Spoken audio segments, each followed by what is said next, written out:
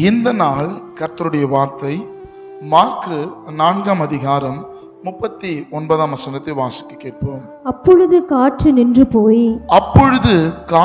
நின்று போய் மிகுந்த அமைதல் உண்டாயிற்று.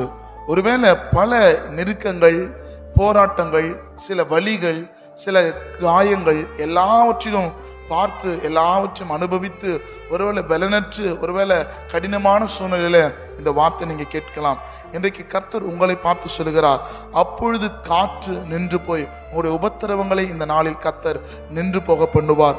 அடுத்த ஒரு வார்த்தை சொல்லப்படுகிறது, மிகுந்த அமைதல் உண்டாயிற்று. இந்த நாளில கர்த்தர் தம்முடைய சமாதானத்தை, கர்த்தர் தம்முடைய சந்தோஷத்தை தம்முடைய பிள்ளைகளுக்கு கொடுத்து அமைதலை உண்டாக்குவார். கவலைப்படாதிருங்கள், கர்த்தர் உங்களை ஆசீர்வதிப்பார். ஆமென்.